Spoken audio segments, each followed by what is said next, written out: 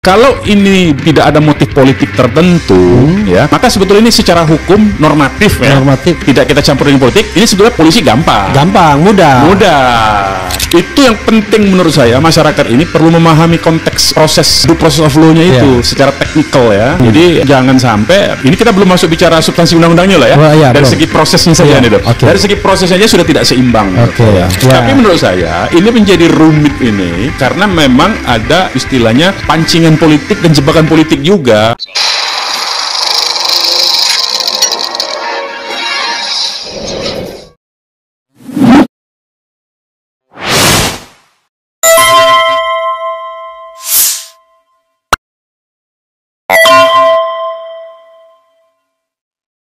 Saya juga mau koreksi sekalian cara kerja polisi ini. Dia dikebalik-balik sebetulnya. Yang justru sebetulnya yang delik aduan itu adalah ketika ada hak pribadi. Itu sebetulnya aduan namanya. Disebutnya itu mestinya aduan dari korban, baru bisa diproses toh syaratnya. Tapi giliran yang ini yang sifatnya delik umum, pemalsuan itu kan umum dulu. Nggak perlu dilaporkan. Nggak perlu dilaporkan, sebetulnya dia bisa bekerja. Tapi jatuhnya aduan masyarakat, makanya disebut DUMAS, pengaduan masyarakat. Yang ini justru sebetulnya yang dilaporkan Jokowi itu kan sebetulnya delik aduan. Karena kepentingan dia pribadi, toh. Baru supaya bisa diproses harus dia sendiri makanya kan yang turun melapor. Tapi disebut justru laporan. Padahal ini harusnya laporan, ini harusnya aduan sebenarnya. Jadi ini kita koreksi secara inilah regulasinya lah, ya. Baik itu yang ini yang membuat kesalahan penerapan ini menurut saya ada di peraturan Kapolri. Jadi itu kalau di undang-undang hukum KUHP-nya sendiri maupun di KUHAP itu yang disebut aduan itu kalau ada kepentingan pribadi. Yang kalau kita melapor, kalau tidak melapor tidak bisa diproses. Makanya dikatakan delik aduan. Makanya dikatakan delik aduan. Harusnya itu disesuaikan dalam konteks perkapnya. Sementara yang laporan itu tindak pidana umum. Tidak perlu ada orang melapor, polisi bisa kerja. Nah itu dulu pertama koreksi kita terhadap regulasi teknisnya, Perkapolrinya, ya, supaya kedepannya dikoreksi, tidak mempraktekkan hal yang salah. Nah yang dalam konteks dua perkara ini saya kira tadi itu kecepatan bekerjanya sama-sama penyelidikan katakanlah, ya. Undangannya kan sama-sama penyelidikan kepada Kang Rizal Fadila itu kan. Sama-sama penyelidikan tapi ini baru bekerja setelah beberapa bulan dilaporkan. Kan itu pun saya dengar di channel ini juga TPUA sudah 3 kali melaporkan atau 4 kali melaporkan kalau tidak salah itu. Yang jelas berkali-kali. Berkali-kali. Terakhir setelah dia dari UGM itu kira-kira 3 hari dari UGM itu dia lapor lagi. Setelah tanggal 16 April lah, ya. Di minggu-minggu terakhir April kan. Nah ini baru bekerja. Kemudian ini juga seolah-olah dengan dalam waktu yang 1 hari saja, tidak sampai berbulan-bulan. Nah itu poin pentingnya. Nah kemudian bahkan kalau yang saya dengar Jokowi itu sudah diperiksa hari yang sama. Kalau menurut keterangan media saya baca begitu, hari yang sama 35 pertanyaan katanya. Harusnya ini sebetulnya dulu berlakunya sama seperti itu. Ketika ada orang mengadu, melaporkan, kita perbaiki istilahnya. Ketika ada orang melaporkan, TPUA melaporkan sebuah adanya indikasi tindak pidana, dugaan tindak pidana, mestinya hari itu juga diperiksa. Sama seperti yang diberlakukan terhadap Jokowi. Begitu dia melapor atau dalam konteks ini dia mengadu sebetulnya, karena itu delik aduan. Ketika Jokowi mengadu, dia kan langsung diperiksa hari itu. Nah ini pun harusnya sama SOP-nya. Tapi ini kan sudah kita lihat ada tidak sama. Ini berbulan-bulan, ini 1 hari yang sama. Kemudian sprintnya juga, sprint lidiknya sama-sama. Ini berbulan-bulan, ini baru kemudian ini 1 hari yang sama, ya. Nah jadi sudah banyak ketimpangan sebetulnya. Nah kemudian yang paling penting menurut saya, baik itu di hukum acara pidana maupun setahu saya di peraturan Kapolri itu diatur secara tegas. Pihak yang melaporkan terlebih dahulu itu berhak lebih dulu diselesaikan proses hukumnya dibanding yang belakangan. Apalagi secara substansi laporan yang dilakukan oleh TPUA ini istilahnya predikat crime-nya yang dilaporkan yang diadukan oleh Jokowi itu dampaknya dari laporan ini sebetulnya kan. Jadi artinya tadi seperti yang kita lihat bicarakan, ini dulu harus dibuktikan. Ini bagaimana nih kelanjutannya? Tindak pidananya terbukti atau tidak dulu? Baru kemudian kalau terbukti nggak ada pencemaran, ini nggak ada gunanya, ini nggak bisa berlaku karena terbukti, ya. Nah Itu yang penting menurut saya, masyarakat ini perlu memahami konteks proses due process of law-nya itu secara teknikal ya. Jadi jangan sampai ini kita belum masuk bicara substansi undang-undangnya lah ya. Dari segi prosesnya saja nih loh. Dari segi prosesnya aja sudah tidak seimbang. Ini perlu yang ini dulu. Tidak ada equality before the law. Ada. Nah, ini dulu menurut saya yang sebagai salah equality before the law itu kan pilar negara hukum. Ini dulu yang diseimbangkan dulu menurut saya. Nah, jadi sekedar catatan bahwa kan pelapornya tadi atas nama Egy Sujana. Dan yang dilaporkan Jokowi kemungkinan AST Egy Sujana. Jadi maksudnya udah benar-benar ada kaitan bentrokan, ada kaitan langsung. Betul. Dan itu tidak boleh terjadi sebetulnya dalam sebuah proses hukum pidana itu. Tadi itu makanya saya menyarankan dalam konteks ini sebetulnya ya, perkara yang dilaporkan oleh Jokowi ini kita bicara prosesnya dulu lah, kita belum bicara substansi pasal-pasal konten pasalnya. Secara proses sebetulnya harusnya Bareskrim ya itu menarik kasus perkara yang dilaporkan oleh Jokowi ke Bareskrim. Ya, jadi biar satu kesatuan. Satu dulu. Jadi satu lembaga dulu supaya tidak ada menimbulkan benturan dalam prosesnya, ditarik dulu. Kemudian Bareskrim dalam rapat internalnya ini mendahulukan laporan yang lebih dahulu dulu. Lebih dahulu dan pokok.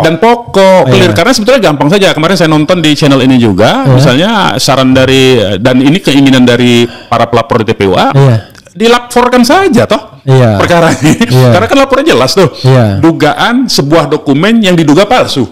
Tinggal diuji forensik, uji karbon, uji macam-macam lah, kan segala macam di lapor itu. Jokowi sudah memperlihatkan waktu melapor di Polda. Tinggal diambil aja, diminta itu atas laporan ini kami minta untuk diserahkan untuk diuji. Kan nanti ketahuan, diumumkan.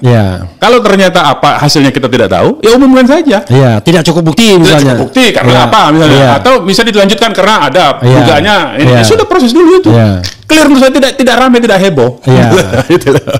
Jadi ada lagi soal proses ini. Soalnya saya ingin mau mancing-mancing yang lain. Saya kira itu dulu. Itu dulu ya. Pancingan satu ya kan. Desakan dari publik ini sebetulnya satu, menarik kasus perkara lapor aduan yang di Polda Metro ke Bareskrim, kemudian mendesak Bareskrim untuk menggunakan perkap bahwa siapa yang melapor duluan dia yang harus diselesaikan. Apalagi ini pohon utamanya. Apalagi ini pidana pokoknya, pohon utamanya. Yang ketiga tadi adalah pasal 32 dan 35 itu justru harus digunakan untuk orang yang mengupload menggunakan sarana elektronik, karena kan semua sama-sama tidak pernah menggunakan dokumen fisik toh dalam soal ijazah kecuali yang soal skripsi kan. Nah, jadi itu mesti diproses menurut saya.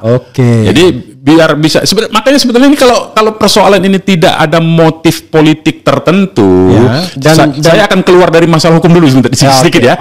Saya akan lompat sedikit dari luar masalah hukum. Kalau ini tidak ada motif politik tertentu maka sebetulnya ini secara hukum normatif tidak kita campur dengan politik, ini sebetulnya polisi gampang, mudah.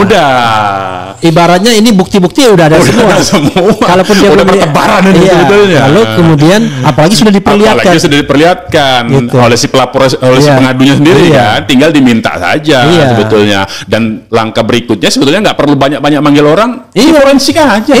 Laporkan itu betul. Mana ijazahmu, uji forensik. Mana skripsimu, uji forensik. Selesai. Untuk mendukung hasil uji forensik ini barulah kemudian nanti orang UGM yang dimintain keterangan. Gitu loh. Biar beres urusannya. Tanpa politik ya. Tapi menurut saya ini menjadi rumit ini karena memang ada istilahnya pancingan politik dan jebakan politik juga. Ini di luar soal itu, makanya saya bilang kita berhentikan dulu soal hukum yang selesai ya. Clear, mudah-mudahan clear soal hukumnya. Nah, sekarang kita bicara tentang pancingan politik, kegaduhan politik dan lain sebagainya. Ada sementara orang yang mengatakan bahwa bisa jadi sebenarnya Jokowi punya semua itu. Nah, itu ada timbul analisa seperti itu kan. Ada yang aslinya. Dan itulah yang dia akan bikin kick nanti ketika nanti ada puncaknya pada perhelatan puncak, kan begitu. Nah, sekarang dia nikmati aja permainan ini sebagai panggung dia untuk barangkali ada mengatakan tidak post power syndrome. Jadi kalau saya nyebutnya reproduksi kekuasaan. Reproduksi kekuasaan. Jadi mata kamera tetap ke beliau. Itu. Sejauh mana keyakinan Anda kalau seandainya ada analisis seperti, bukan keyakinan, analisis Anda. Analisis. Kalau kita lihat dari analisisnya kan kita akan bermula, ini kan peristiwa terjadi sejak lama ya. Saya nggak lupa tahun berapa. 2018. Gus Nur pertama itu Bambang Tri. Iya, itu 2018. Jokowi undercover 2. Yang pertama dong. Kalau Jokowi undercover 1, iya, yang Bambang Tri sendiri. Iya, kalau kan Bambang Tri itu nulis 2. Iya, tapi kan yang dipersoalkan yang pertama itu yang undercover pertama tuh. Baru kemudian yang dengan Gus Nur yang kedua. Bukan. Yang dipermasalahkan itu adalah kalau Jokowi undercover 1 itu cerita tentang asal usul.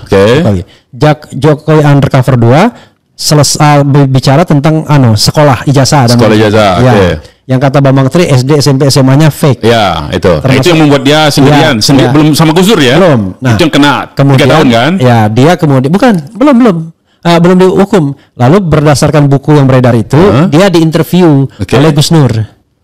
Enggak, bos. Enggak. Itu kalau yang dia sebelumnya dihukum itu Jakarta undercover 1. Nah, itu maksud saya. Iya. Di Jakarta undercover 1 itu soal asal usul. Iya. Ya, macam-macam ini maksud saya itu saya. Baik Jakarta undercover 1 tentang asal usul maupun Jakarta undercover 2 yang dia bersama Gus Dur bersama-sama. Enggak bersama-sama. Jakarta undercover 2 bukunya beredar dulu, lalu dia diinterview di mana-mana yang mengatakan ijazah Jokowi palsu. Itu setelah dia keluar penjara toh? Iya. Nah, kemudian dia diundang oleh Gus Nur. Kemudian barulah dua-duanya jadi tersangka, jadi terpidana. Gus Nur untuk meyakinkan dia nggak bohong, mau bahala. Nah, dua-duanya jadi tersangka, dua-duanya dihukum. Nah, itu maksud saya. Bermula mulai dari awal. Jadi kan Jokowi ini maksud saya dari apa kita rangkai tadi secara panjang dari mulai Bambang Tri. Jakarta awal satu, kemudian Bambang Tri yang kedua sama Gus Dur berdua kan? Sama Gus Nur ya, bukan Gus Nur ya. Kan ini sama polanya. Ada informasi yang dilempar, kemudian jadi perbincangan publik, kemudian dinikmati, kemudian dengan alat-alat kekuasaannya, kan waktu itu dia presiden, dengan alat-alat kekuasaannya melakukan proses penghukuman terhadap orang yang mempersoalkan. Nah, ini episode ketiga menurut saya bakalnya. Episode pertama Bambang Tri sendiri. Episode kedua Bambang Tri bersama Gus Nur. Nah, ini bakal episode ketiga menurut saya. Karena polanya sama persis. Hanya bedanya dulu Jokowi berkuasa, dia tinggal perintah. Tinggal berkedip mungkin. Tinggal berkedip, bukan perintah lagi, tinggal berkedip berdehem. Sekarang dia karena dia tidak lagi sebagai formalnya tidak memegang jabatan struktural di pemerintahan. Dia harus datang. Dia harus datang, itu saja.